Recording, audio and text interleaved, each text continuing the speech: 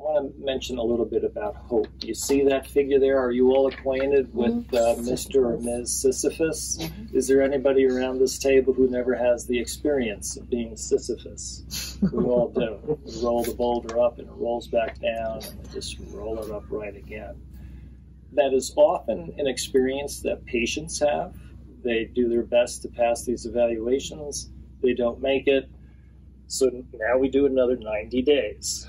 A lot of frustration for the patients with that. And one of the major roles the staff have at that point is really not competency restoration.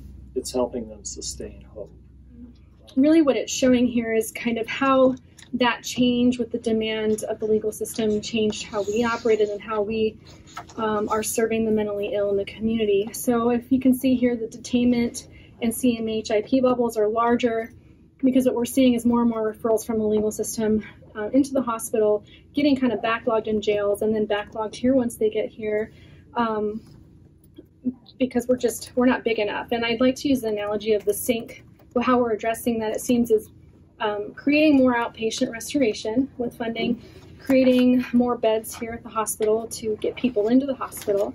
And what I think we're seeing kind of as a side effect is that it's becoming bottlenecked maybe at the bottom of the sink, at the drain of getting people back out of the hospital and back into the communities to create that movement through the hospital and back out.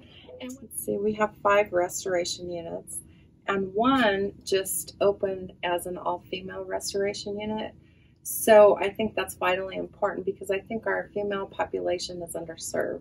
Which is, there's 3 areas that I think if they were focused on would really help improve mental health services and improve a lot of Coloradans' mental health, and that's voice, choice, and access. As a result of the Nyberger suit, and most recently, of course, as you all know, the competency lawsuit resulted in the consent decree, OBH and CMHIP have been challenged to be introspective, to self-reflect, and to identify where we can be better. And I think that's great. However, we can almost do the job right now with this capacity of beds without a wait list if we had anywhere we could put people when they left here. Our new fire chief has implemented the DOTS program, which stands for Directing Others to Service.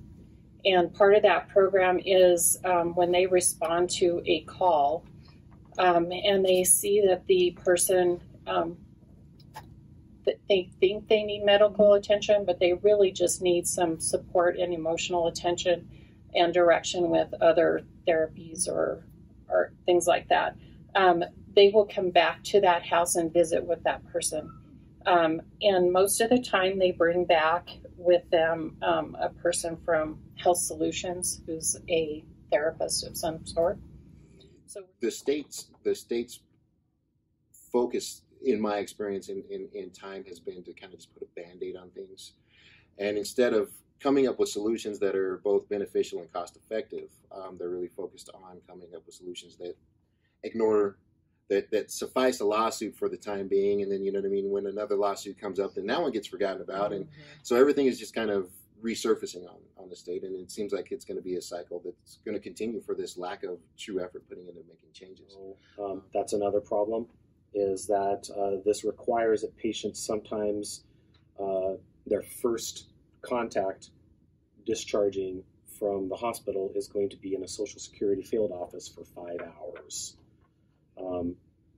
And our main objective is to get people prepared for life outside of the hospital.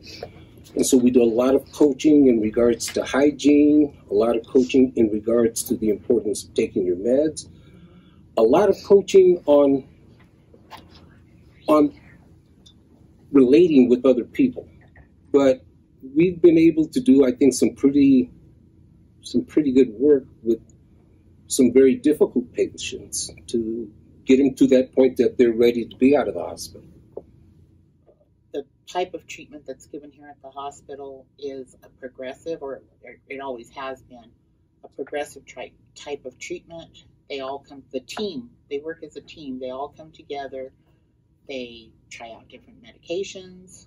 They try out different treatment plans. They try out more different medications.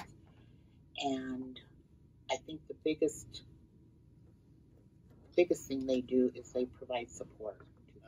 Actually, back in 2012, if we back up to the unfortunate incident of the Aurora Theater shooting, there was $33 million that was allocated from Governor HICKEL to take care of mental health crises throughout the state. Part of it, there was a really good thing, the 800 number, crisis number, that was instituted. I believe it's still running, going great. The other part is the transition specialist program. It's already on its second, I think, contract. First one was with BHI. This one's with Rocky Mountain Human Services. But there was a third aspect that just kind of fell off the radar, and that was the 2 16-bed transition facilities that were supposed to be state-run. And currently we have 14 vacant positions, one of which I have posted 4 times now, 4 of which are being posted for the second time now.